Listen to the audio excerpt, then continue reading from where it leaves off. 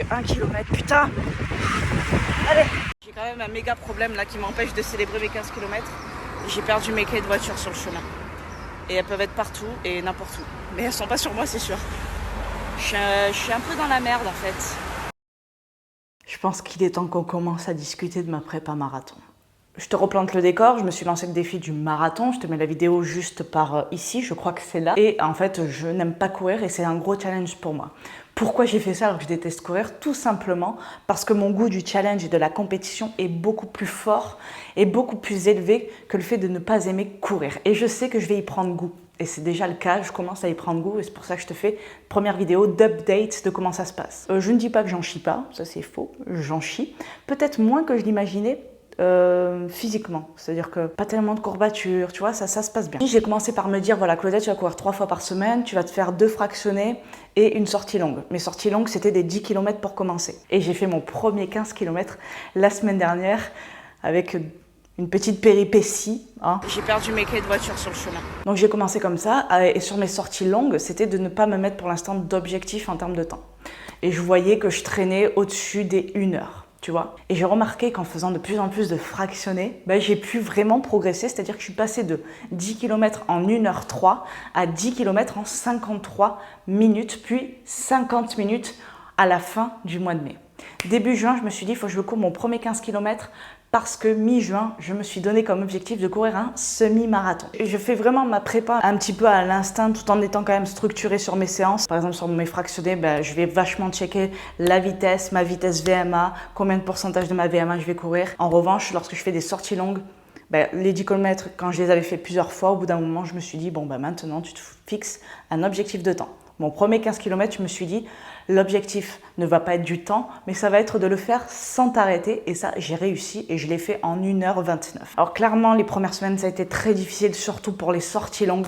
Les fractionnés, ça va, parce que ça me plaît. Tu sais, de me déchirer comme ça sur un temps plutôt court, ça me plaît. Voilà, même si on souffre, tu sais, c'est comme le test PCR. C'est dérangeant, c'est gênant, mais ça dure pas longtemps. Mais là, c'était pareil pour les fractionnés. Par contre, pour les sorties longues, c'était difficile de me motiver. Alors, ce que j'ai pu remarquer, c'est qu'au début, quand je courais mes 10 km, je me mettais beaucoup trop de pression. Et tu sais, il y a la bonne et la mauvaise pression. La bonne pression, tu cours, performes, c'est une bonne pression. Alors que la mauvaise pression, tu cours, tu performes, mais c'est une mauvaise pression. Non, là, je voyais vraiment que la pression ne me faisait pas du bien. Elle ne me permettait pas d'améliorer mon chrono. Donc, un jour, je suis partie pour 10 km et je me suis dit, voilà, mets ta musique, comme d'hab, ma montre vibre tous les kilomètres. J'ai enlevé ça. J'ai aussi le Polar, qui est cardio-fréquence-mètre, qui est un peu plus précis que la montre, j'ai l'impression. En termes de GPS, je parle parce que tout ce qui est calories, tout ça, bon, ça reste à prouver. C'est généralement très peu fiable, mais en termes de kilomètres, ça m'aide énormément. Je lance les 2 applications et je me dis, de toute la course, tu ne regardes pas le chrono, tu ne regardes pas en combien de temps tu es au kilomètre, etc. Juste, tu te concentres en fait sur l'instant présent finalement, sur ce que tu es en train de faire, comment tu peux courir. Et tout le long de la course, j'étais en train de me dire, je suis en train de courir 10 km en moins d'1 heure, parce que c'était mon objectif du jour. Et tout le long, sans regarder une seule fois la montre et savoir si j'étais bien ou pas. Et j'étais là, je suis en train de courir 10 km en moins d'1 heure. Et j'ai réussi à me convaincre de ça. Et sur les derniers kilomètres, en fait, j'avais calculé ma distance avant. Sur les derniers kilomètres, je sentais vraiment que je commençais à en chier et ça me faisait confirmer que j'étais vraiment en train de courir 10 km en moins d'1 heure. Finalement, j'arrive et j'avais couru 10 km en 56 minutes. Et après, j'ai réussi à descendre à 53, puis à 50. Et finalement, ça m'a fait penser à un truc, c'est que clairement, parfois, on se met trop la pression, on est trop sur les chiffres, tu vois, à regarder on en a où, on en a à combien, etc. Et on oublie de se concentrer sur la technique, sur l'exécution, sur comment on peut faire finalement pour améliorer ce chiffre. Et finalement, c'est de se concentrer vraiment sur l'instant présent. Donc ça, c'est un tip que je te donne. Vraiment, je pense que c'est le plus gros conseil, le conseil le plus important qui m'a aidé à m'améliorer. Si tu veux te motiver à courir et comme moi, c'est pas un truc que tu kiffes, je te conseille de te lancer un challenge. Peut-être pas un marathon comme je l'ai fait moi, parce que j'ai tendance à être un peu trop extrême, mais autre chose, tu vois, ça peut être même un 10 km ou quelque chose comme ça, quelque chose avec des amis. Lance-toi un challenge auquel tu ne peux pas en fait reculer ou annuler. On ne peut pas. C'est-à-dire que tu as pris la décision, il n'y a plus de négociation. Tu sais que je te répète souvent ce mantra, mais il est essentiel. En fait, il n'y a pas de plan B, il n'y a pas de et si j'y vais pas. Non, c'est j'ai pris la décision, j'y vais. Et prévoir justement les imprévus. Par exemple, la météo, tu vois. J'ai eu la chance, à chaque fois que j'avais prévu des sorties longues, j'ai pas eu de pluie. Mais en fait, je me suis vraiment déjà posé la question, et s'il pleut, qu'est-ce que je fais? Moi, j'ai choisi d'y aller, de m'équiper tout simplement. Si jamais vraiment il y a une grosse pluie, sur la Côte d'Azur, c'est pas trop le cas, on a de la chance. Mais s'il y a une grosse pluie, voilà, j'ai choisi de quand même courir, tu vois. Ben toi, dis-toi, qu'est-ce que je fais s'il pleut? Est-ce que je fais une autre séance cardio à la place? Prépare-toi justement pour les imprévus. Et si j'ai un rendez-vous qui se rajoute au dernier moment et que je ne peux pas annuler, comment je fais? Voilà, prévois les imprévus. On peut toujours prévoir un maximum d'imprévus. Ça, je t'assure que c'est vrai. Alors, un autre conseil, c'est de mettre en place une routine. Je sais que les jours où je vais courir, par exemple, mon petit-déj va être un peu plus différent. Je vais mettre un peu plus de fruits que d'habitude parce que ça me donne plus d'énergie, parce que j'en ai besoin. Et ça, c'est, voilà, généralement, je me fais une crêpe, voilà, 3 œufs, farine de coco, farine de patate douce, une banane écrasée à l'intérieur et hop, on y va. Tout simplement, un café et on est bon. Donc, mettons en place une routine. Après, voilà, la musique, pareil. Est-ce que tu as une playlist? J'ai une playlist sur Spotify qui peut t'aider. Tu marques Claudia, personal trainer, tu vas tomber dessus. Prépare-toi, il y a de tout. Voilà, au moins, elle peut plaire à tout le monde. Il y a absolument de tout. Mes goûts musicaux sont comme ça de toute façon. Pareil, en termes de routine, choisis une tenue de sport faite exprès pour la course à pied. J'ai commencé à pas mal m'équiper et c'est vrai que d'avoir une tenue à chaque fois et j'ai tendance aussi à me récompenser sur mes performances. À chaque fois, soit je m'achète un petit accessoire, soit une tenue pour courir parce que c'est quand même important d'être à l'aise. Les chaussures, c'est hyper important. On m'a beaucoup posé la question. Moi, je cours avec des ASICS. Et je trouve que c'est ce qu'il y a de mieux, clairement, pour la course à pied en tout cas. Je vais pas tarder à les changer d'ailleurs. D'habitude, pour te donner une idée, d'habitude, des chaussures pour courir, elles me font, franchement, plus d'1 an, mais large, voire 2 ans. Ça fait 3 mois que je les ai, je vais déjà les changer. Je te conseille aussi de courir connecté. Voilà, pas pour te mettre la pression, mais juste pour évaluer ta progression. Franchement, c'est hyper motivant.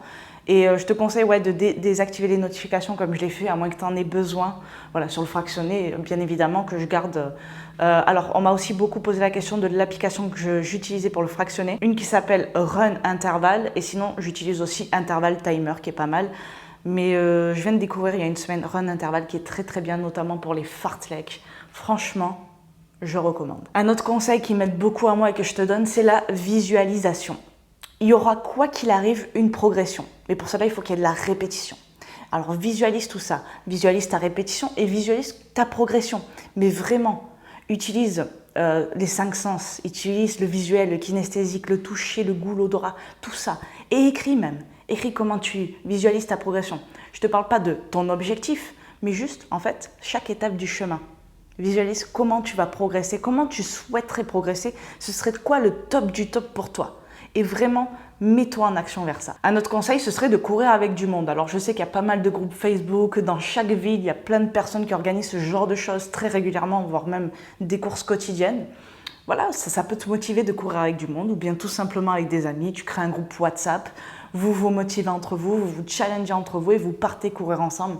Ça aussi, c'est quelque chose qui peut grandement t'aider à te motiver. Le dernier conseil que je te donnerai et qui m'a beaucoup aidé à moi aussi, c'est de changer d'endroit ou de changer de chemin ou de changer de parcours. Je trouve qu'à chaque fois, ça me donne un nouvel élan de motivation. Quand je suis en déplacement sur Paris, je remarque que de courir à Paris, ça me donne un nouvel élan de motivation. Même si je suis habituée à courir en bord de mer, c'est très très beau, etc. Justement, faire tout le temps le même chemin, parfois, ça peut être démotivant. Et à chaque fois, j'essaye de prendre un nouveau chemin, un nouveau parcours ou partir d'un endroit différent. Et ça, franchement, ne néglige pas ce conseil parce qu'on peut être vachement étonné du bien-être, de la motivation et du coup, de la performance que ça peut nous faire faire. Voilà pour cette vidéo, j'espère qu'elle t'aura aidé. N'hésite pas à me le dire dans les commentaires. N'hésite pas à me dire également ce que tu veux que je te partage par rapport à ma préparation. Tu peux suivre tout ça sur Instagram. Je te remercie de ton soutien parce que clairement, à chaque fois que je vais courir, je reçois plein de messages. C'est vraiment cool, ça me touche énormément et franchement, j'ai vraiment de la chance de vous avoir parce que je vois que là, ça me booste grave. Donc, merci et moi, je vous apporte tout mon soutien si aussi vous voulez vous motiver. Dites-le moi, franchement, ce sera avec plaisir, je vous partagerai un maximum de good vibes. Je te dis à bientôt dans une nouvelle vidéo et en attendant, je t'envoie plein de good vibes. Ciao!